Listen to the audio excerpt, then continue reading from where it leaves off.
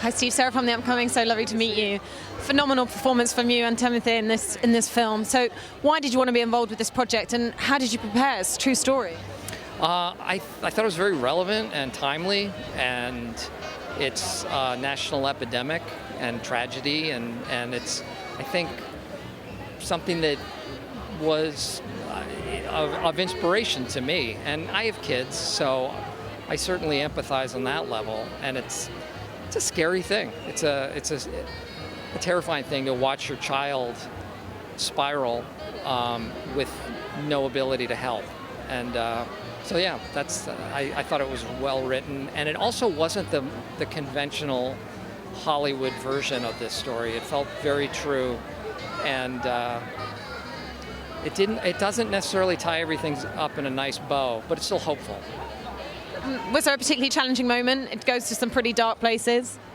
Sure, yeah. I mean, there are moments in it that really go against so much of what seems natural to do as a parent. And so, yeah, they were difficult, but they're also a lot of fun to do. You know, it was a great group of people, and our real life counterparts, you know, the people that this is based upon, could not have been more generous and kind. So getting to know them was a real joy. So there's a lot of good aspects to the making of this as well.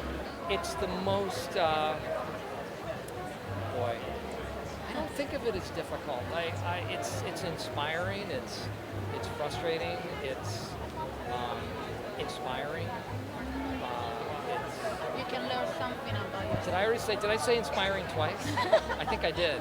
I don't know. It's the sweetest thing in the world. My life completely changed when I had kids, and it gave context to every other part of my life. So I don't think of it as difficult. I think of it as a joy.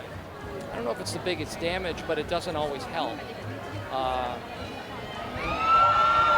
There's also a difference between control and just helping. There's sometimes little that a parent can do to help their child, and that's, for a parent, the most frustrating thing, because all you want to do is help. But at least in the case of this story, it's when a child is so far gone that there's no other recourse but to turn your back. It goes against every fiber of a parent's being to turn away. But I wouldn't necessarily say it's detrimental, because I think it's always good to have people who care about you in your life and are trying to pull you up, but it just doesn't always work. Well, it helped. We rehearsed for a couple of weeks beforehand, got to know each other a little bit, so there was a bit of a sense of community and family between us all before we started shooting. I think that helps and relaxes everybody. You know, I met with him for lunch and we talked, but but I didn't really pry into his life in that meeting. I didn't want him to feel like he was a science experiment, that I was observing him.